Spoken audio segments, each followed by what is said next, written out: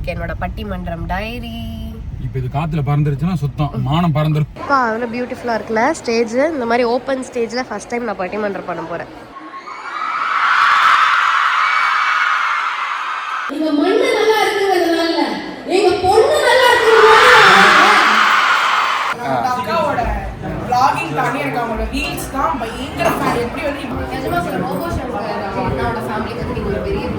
அது எங்களுக்குள்ள ஒரு குழந்தை அப்பப்போ வெளியே ஒரு இன்னர் சைல்டுன்னு சொல்லுவாங்க. Hello guys, welcome to Anitha Sampath vlogs. இன்னைக்கு நாம எங்க இருக்கோம்னு பாத்தீங்கன்னா கள்ளக்குறிச்சியில தான் இருக்கோம். கள்ளக்குறிச்சியில இன்னைக்கு வந்து எனக்கு பட்டிமன்றம். ஸோ அது யாரோட தலைமையில யாரெல்லாம் பேச வந்திருக்காங்க எல்லாமே நான் உங்களுக்கு காட்டுறேன்.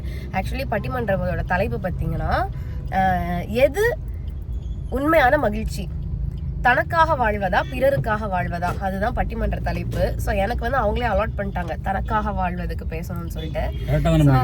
கரெக்டு தான், நானும் அப்படிதான் வந்து ஃபீல் பண்றேன். ஃபர்ஸ்ட் நான் நினைச்சேன் ஏடா இது இப்படி கொடுத்துட்டாங்க, அப்புறம் யோசிச்சு பார்த்தேன் ஆமா இல்ல நமக்கு தான் நம்ம வாழணும், நம்ம ஏன் மற்றவங்களை சாட்டிஸ்ஃபை பண்ண வாழணும் அப்படின்னு சொல்லிட்டு சரி கரெக்டு தான் நம்ம இதுவே பேசிடலாம் அப்படின்னு சொல்லி நினைச்சேன். ஆனா என்னன்னா பாயிண்ட்ஸே கிடைக்கல சுத்தமா. எனக்கு எப்பவுமே பட்டிமன்றம் ஒரு 3 days முன்னாடியே நான் வந்து ப்ரிப்பேர் பண்ணிடுவேன். 1 day முன்னாடி அது ஃபுல்லாக வந்து ஃபேர் டிராஃப்ட் போட்டு எழுதுறதே பார்த்தீங்கன்னா நான் 3 வாட்டி 4 வாட்டி பேப்பரில் எழுதுவேன். கடைசி ஃபேர் டிராஃப்ட் தான் எனக்கு வந்து மைண்டில் நிற்கும் அந்த மாதிரி. ஆனால் இந்த வாட்டி ஃபேர் டிராஃப்ட் இல்லை, ரஃப் டிராஃப்ட் இல்லை, எழுத டைம் இல்லை. ஏன்னா நேற்று காசாகிராமில் ஒரு ஷூட்டிங் இருந்தது. அந்த ஷூட் பார்த்தீங்கன்னா காலைல 11:30க்கு முடிஞ்சிடும்னு பார்த்தா 3 o'clock ஆயிடுச்சு. அப்புறம் எனக்கு ஸ்ப்ரெயின் ஆயிடுச்சு இந்த பக்கம் இந்த ஷோல்டரில். அப்புறம் அந்த ஸ்ப்ரெயினில் கொஞ்ச நேரம் தூங்கிட்டேன். ஏன்ச்சா கள்ளக்குறிச்சி வந்துட்டேன். வரும்போது நைட்டு 1 மணி ஆயிடுச்சு. அதனால சுத்தமாக நான் ப்ரிப்பேரே பண்ணல.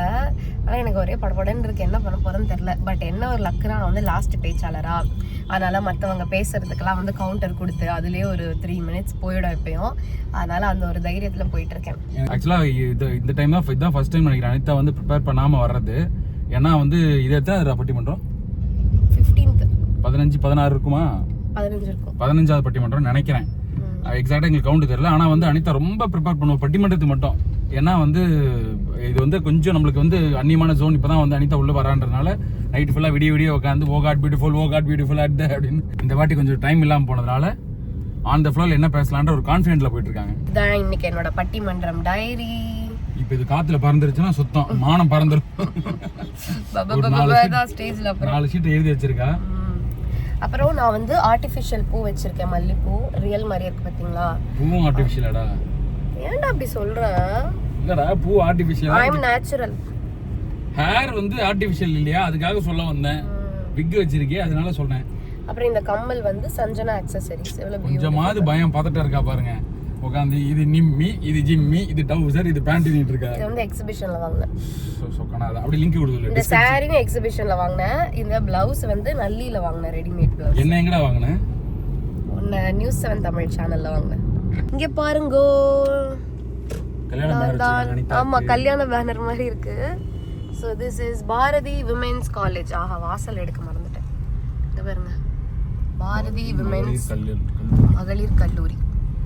நான் இந்த காலேஜ்க்கு ஆல்ரெடி சீஃப் கெஸ்டா வந்திருக்கேன். இங்கே ஒரு பாரதி தான் இருக்குது, இந்த பாரதி தான் அது.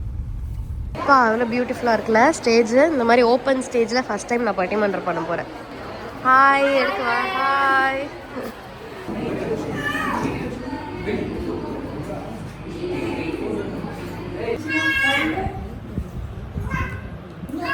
ரெடியா?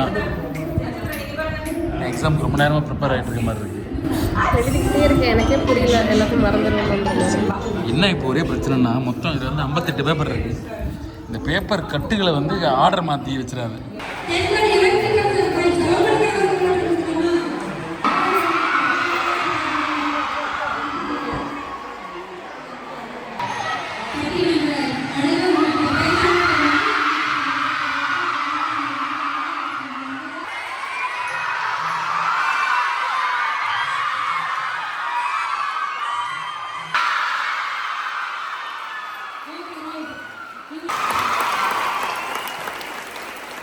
இனிதான பட்டிமன்றம் தொடங்க இருக்கிறது. அந்த வகையில் பேச்சாளர்கள் முதலில் மேடைக்கு அடைக்க வேண்டிய கடப்பாடு வேலூரை சேர்ந்த பேராசிரியர் அன்பு அவர்களை ஒரு அழகு நிறைந்த கைத்தட்டலோடு மேடைக்கு வருக என்ற அன்போடு வரவேற்கின்றோம். பட்டிமன்ற பேச்சாளர் அன்பு அண்ணன் திரு கணேசன் அவர்களையும் மேடைக்கு வருக என்ற அன்போடு வரவேற்கின்றோம். அவர்களை தொடர்ந்து அன்பு அக்கா நித்யாபிரியா அவர்களையும் மேடைக்கு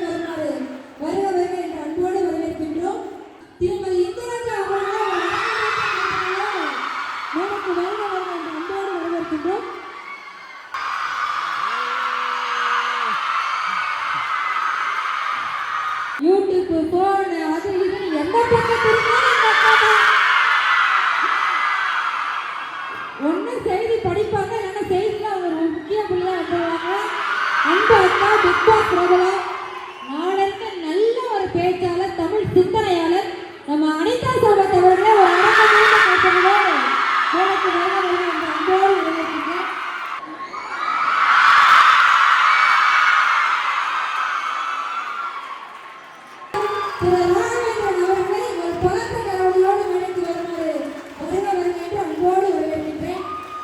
இருள் சிவந்து விடியல் பெற ஏங்கி தவிப்பவள் மறு சுமந்து பூக்காம் பிக் பாஸ் புகழ்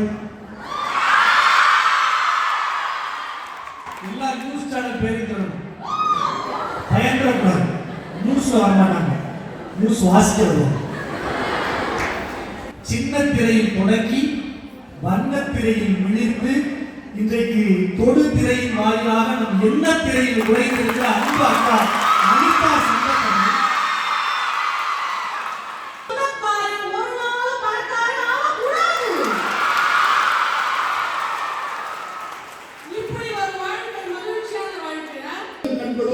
வாழன் தமிழ் எழுத வந்தவர்களால் மெல்லிய தமிழுக்கு மீசை குலைத்து நிற்கிற அந்த மகாகவி பாரதி சுட்டுத்தூக்கி சொன்னீங்களே பட்டினியா இருக்கிறாங்க. என்னுடைய ஒரு 10 கேள்வியில சோழி முடிச்சுவான் தெரியுங்களா? முதல்ல வீட்டுக்கு வந்தோடனே எவ்வளவு மார்க் கேட்பான், ரெண்டாவது என்ன கேட்பான் தெரியுங்களா? ஏன்னா தமிழ்நாட்டினுடைய நெற்களஞ்சியமாக விளங்குகிற இடம் கள்ளக்குறிச்சி தான். அதையும் தாண்டி நீங்களாகிய மக்கள் மட்டும்தான் பல பேரோட பசியை இன்ன வரைக்கும் எல்லா இடத்தையும் பார்த்தேன் அக்கா. பிக் பாஸ் கிட்டையே பார்த்துருக்காங்க.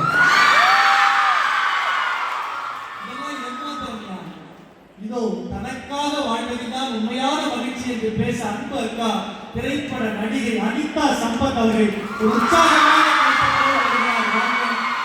நல்ல உரையை இந்த மன்றத்திற்கு தாங்க. அன்பு நடுவர் அவர்களுக்கும் அழகான பாரதி கல்லூரி பெண்கள் அனைவருக்கும் அனிதாவின் அன்பு வணக்கங்கள். நடுவருக்கு கள்ளக்குறிச்சி நேற்று நம்ம பேர் வந்திருக்கோம். கள்ளம் கவனம் இல்லாத இந்த பெண்கள் இருக்கக்கூடிய ஏன் நிறைய கரும்பு விளையுதுன்னு தெரியுமா உங்களுக்கு? ஏன்னா எங்க மண்ணு நல்லா இருக்குங்கிறதுனால எங்க பொண்ணு நல்லா இருக்குங்கிறதுனால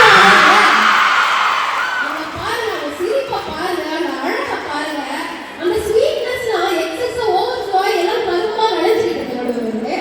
ரொம்ப அழகா நம்ம எல்லாரையும் சிரிக்கவும் வைத்து சிந்திக்கவும் வைத்து பேசி இருக்கிற அக்காவுக்கு மீண்டும் ஒரு முறை வாழ்த்துக்களையும் பாராட்டுகளையும் சொல்லுங்கள். உண்மையான மகிழ்ச்சி இருக்கிறது. இந்த புத்தாண்டு அடுத்தவர்களுக்காக வாழ்கிற வாழ்க்கையை நாம் வாழத் தொடங்குவோம்.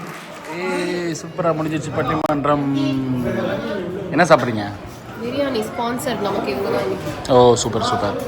எங்க கம்பெனி பேர் Rajam fast food. Rajam fast food Kallakurichi, அவங்க தான் ஸ்பான்சர். ஓ எங்க விழாவிலையும் அதை சொல்லணுமா? இப்போ ராஜன் ஃபாஸ்ட் ஃபுட்டா இல்லை புரியல எனக்கு. உங்க பேர் தான் சிங்கர் தெரியும். ஆனா இந்த மாதிரி வந்து பவர் சத்தியமா யாருக்கும் நான் ஸ்டேஜ்ல சொல்லணும்னு நினைச்சேன். பட்டிமன்றம் இது கட்டாயிடுன்னு நான் சொல்லுவேன். எல்லாரும் அனிதா சம்பத் விளாக்ஸை ஃபாலோ பண்ணுங்க, லைக் பண்ணுங்க, மறக்காம கமெண்ட் பண்ணுங்க. நான் யூடியூப் ஃபாலோவரா இருக்கேன், இன்ஸ்டா ஃபாலோவரும் இருக்கேன். நீங்க இருக்கீங்களா? கமெண்ட் பண்ணுங்க. பாய். கொடுத்த ஒரு 10 செகண்ட்ல ஒரு விளம்பரம் பண்ணி கொடுத்தாங்க பார்த்தீங்களா? அதுதான் தெரியும். அது ரைட் மாதிரி வார்த்தை. அன்பு தம்பி நல்ல ஷார்ட் ஆயிடுறது. நான் தண்ணி சரி அவருக்காக தண்ணி குடிக்க மாட்டாங்க. குடிச்சிட்டு இருக்கிற வீடியோ எடுத்து. வெரி டேலண்டட் இந்தியாஸ் யங்கஸ்ட் நடுவர். So yes, rapid fire like this or that. இது வந்து நீங்க மனசுல பட்டதை சொல்லலாம். இது வந்து அதுக்கான இதே இன்னைக்கு இந்திரஜால் வந்து ஃபர்ஸ்ட் டைம் பட்டிமன்றம். ஆனா ஃபர்ஸ்ட் டைம் அவங்க சொன்னா மட்டும் தான் தெரியும். அவங்க சூப்பரா பெர்ஃபார்ம் பண்ணாங்க. அண்ட் எல்லாருக்கும் வந்து மனசை கவர் அளவுக்கு செமையா பேசினாங்க. எஸ் அதான் நான் சொல்லிட்டு இருந்தேன். நல்லா வந்து ஒரு க்ரௌடு பயங்கர சேரப் பண்ணி கான்ஃபிடென்ட். நீங்க சொல்லலைன்னா கண்டிப்பா யாராலும் கண்டுபிடிச்சிருக்க முடியாது. ஃபர்ஸ்ட் டைம் நேற்று நைட்டு போயிட்டு அக்காவோட பட்டிமன்றம் ஷார்ட்ஸ் அந்த மாதிரி எல்லாம் பார்த்துக்கிட்டே இருந்தேன். சரி இவங்க எப்படி பேசுறாங்க நம்ம ஒரு விஷயம் இதை விட என்னால் நல்லா பேச முடியும்னு அவளுக்கு இதை விட நானே நல்லா பேசுவேன்னு ஒரு கான்ஃபிடென்ட் வந்திருக்கு. எல்லாருக்கும் ஹாய். அக்காவோட vlogging தானே எனக்கு அவங்களோட ரீல்ஸ் தான் பயங்கர ஃபேன். எப்படி வந்து அதுவும் கலர் கலரா ட்ரெஸ் பண்ணுவாங்க. 90s மாதிரி சிக்கன் மாத்துவாங்க. பட் டு பி ஹானஸ்ட் அது பின்னாடி ஒரு பெரிய பேக் பண்ண பிரபானா இருக்காங்க. So we are so blessed. இந்த மாதிரி ஹாஸ்பிடல் எங்க பேக் போனாக்கனால தான் நாங்க மூவ் ஃபார்வர்ட் பண்ணி போயிட்டே இருக்கோம். சோ ஆல் லவ் இஷ்கே எல்லாருக்கும். குட். Thank you. அது பாவமா அவர் குழந்தை படுத்து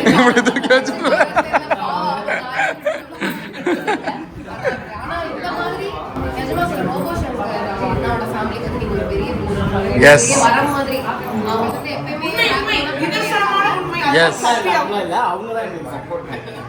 ஐயா வாங்கிக்கங்க, யாராவது ஒருத்தராவது கிட்ட மாத்தி மாத்தி. கைஸ் நாங்க ரூம்ல இருந்து கிளம்பி விட்டோம். எஸ் கிளம்பியாச்சு சென்னை. எஸ் இங்க இருந்து நம்ம வீடு வந்து 5 hours கிட்ட 4.5 hours வருது டிராஃபிக் இல்லைன்னா. பட் 5 hours நம்ம டிராஃபிக்கோட ஆமா டீ பிரேக்கோட வச்சுக்கலாம். அப்போனா டைம் இப்போ 4:30 ஆயிடுச்சு. நாங்கள் வந்து நைட்டு 9:30 தான் போவோம். அப்புறமா நாளை கழிச்சு ஒரு ஃபங்க்ஷன் இருக்கு. அதனால நாளே உட்காந்து அதுக்கான சாரி அயன் பண்ணுறது. இது நம்ம வீட்டு ஃபங்க்ஷனா, மற்றவங்க வீட்டு ஃபங்க்ஷனுக்கு நம்ம ஓவராக ட்ரெஸ் பண்ணிட்டு போனால் என்ன நினைப்பாங்கன்னா அதிக பிரசங்கித்தனமாக வருதுன்னு நினைப்பாங்க. ஆனால் நம்ம வீட்டு ஃபங்க்ஷன் எப்படி வேணால் ட்ரெஸ் பண்ணிட்டு போகலாம். கேட்டால் வீட்டு ஃபங்க்ஷன் ட்ரெஸ் பண்ணியிருக்காங்க அப்படின்னு நினைப்பாங்க. அதனால என் அண்ணா பாப்பா பர்த்டேன்றனால நான் போயிட்டு நானும் ட்ரெஸ் அயன் பண்ணி எங்கள் அம்மா எல்லாருக்கும் சேர்த்து அயன் பண்ணி ப்ளீட்லாம் பண்ணி வைக்க போகிறேன். அப்பதான் சொல்றான், நாளைக்கு ப்ரீப்ளீட் பண்ணி நீ ஃப்ரீயா இருக்க போறியா? சே நாளைக்கு காசா கிராண்ட் ஷூட் இருக்கு அப்படின்னா. சோ அதுதான். அப்புறமா எங்க அண்ணன் என்ன கேட்டோம், பட்டிமன்றமும் நல்லா போச்சு, சூப்பரா போச்சு, நல்ல ரெஸ்பான்ஸ் அண்ட் ஒண்டர்ஃபுல் க்ரௌடு. ரொம்ப ரொம்ப ஜாலியா இவ்வளோ க்ரௌடு இவ்வளோ சந்தோஷமா ஷவுட் பண்ணிலாம் பார்த்த க்ரௌட் ரொம்ப நாள் ஆயிடுச்சு. என்ன வந்து அனிதாவும் ரொம்ப நல்லா பேசினாங்க. வழக்கம் போல அனிதா வந்து என்ன பேசினாங்கன்னு மரியாதை கொடுக்குறேன். இல்ல வீடியோல நான் அப்படி ஒரு இமேஜ் கிரியேட் பண்ணியிருக்கேன் இல்லையா, எல்லாம் போய் பித்தலாட்டம். அவர் வந்து ரொம்ப தங்கமானவர், மரியாதை கொடுக்குற ஒரு ஒய்ஃபுக்கு அப்படின்ற மாதிரி இமேஜ் கிரியேட் பண்ணிருக்கலாம். அதுக்காக ஷிட் ரெக்கார்ட் பண்ணிட்டு இருக்கியா? வந்து அனிதா நல்லா பேசினா வந்து அதான் பார்த்துட்டு போயிட்டே இருந்தா. அனிதா வேற எந்த ஒர்க்கு டென்ஷன் ஆக மாட்டா. பட்டிமன்றம் மட்டும்தான் இதுவாச்சும் பரவாயில்ல. ஃபர்ஸ்ட் பட்டிமன்றம் செகண்ட் பட்டிமன்றம் எனக்கு நல்லா ஞாபகம் இருக்கு. மாடி ரூம்ல போய் உட்காந்துப்பா, என்ன டிஸ்டர்ப் பண்ணாதன்னு சொல்லி 2 நாள் உட்காந்துக்கிட்டு எழுதிக்கிட்டு ஓ காட் பியூட்டிஃபுல் 2 days முன்னாடியே ஃபுல்லா ப்ரிப்பேர் பண்ணி 2 days பேசி பார்த்துட்டு இருப்பேன். அதுக்கு 2 days முன்னாடியே ஸ்கிரிப்ட் ஃபில் பண்ணிடுவேன். ரஃப் டிராஃப்ட் ஃபேர் டிராஃப்ட்னு போட்டுட்டு இருப்பேன். இப்போலாம் கொஞ்சம் பழகிருச்சு. நல்லா பேசினா. இப்போ எங்க அண்ணன் கேட்டான், நீ நவீன்ஸ்ல வீடு வாங்கிட்டு காசா கிராண்டுக்கு ஆட் பண்ற அப்படின்னு சொன்னா. ஆக்சுவலி நிறைய பிராண்ட்ஸ்க்கு நான் வந்து ஆட் பண்ணிருக்கேன். ஒன்ஸ் நம்ம இன்ஃப்ளூயன்சர் ஆயிட்டோம் அப்படின்னா ஒரு விஷயம் நல்லா இருக்குன்னா அதை வெளியே சொல்றது தான் நம்ம வேலை. ஓகேவா? அதை நம்ம ஓன் பண்ணலங்கிறது ரெண்டாவது. இப்ப என்னால அவ்வளவு காசு கொடுத்து இப்ப நான் எல்லாருக்கும் ஆட் பண்ண நான் எல்லாருக்கும் 1 கோடி ரூபாய்க்கு வீடு வாங்க முடியுமா? வாங்க முடியாது. பட் அங்க நல்ல ஃபெசிலிட்டிஸ் இருக்கு, அம்யூனிட்டிஸ் இருக்கு, இந்த ஏரியா நல்லா இருக்குன்னா அதை நம்ம வெளியே சொல்றோம், அவ்வளவுதான். அதனால அதெல்லாம் ஒன்றும் தப்பு கிடையாது. நம்ம ஒரு ரியலா எப்படி இருக்கோங்கிறது வேற, பட் சோஷியல் மீடியால நம்ம விளம்பரப்படுத்துறதுங்கிறது வேற. This is completely ஒரு ப்ரொஃபஷன் and also யாருக்கு தேவைப்படுமோ அவங்களுக்கு அது உபயோகமா இருக்கும். தப்பானதை நம்ம வெளியே சொல்ல போறது இல்ல.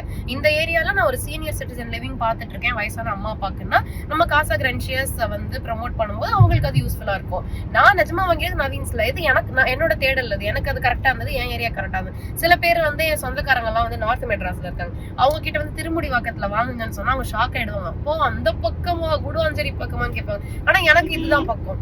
நான் நார்த் மெட்ராஸ்ல வாங்க யோசிப்பேன். அந்த மாதிரி ஒவ்வொருத்தருக்கும் ஒன்னொன்னு செட் ஆகும். சோ நம்ம எல்லாத்தையும் விளம்பரப்படுத்துறோம், நல்ல விஷயங்களை யாருக்கு எது வேணுமோ அவங்க அதை யூட்டிலைஸ் பண்ணிப்பாங்க.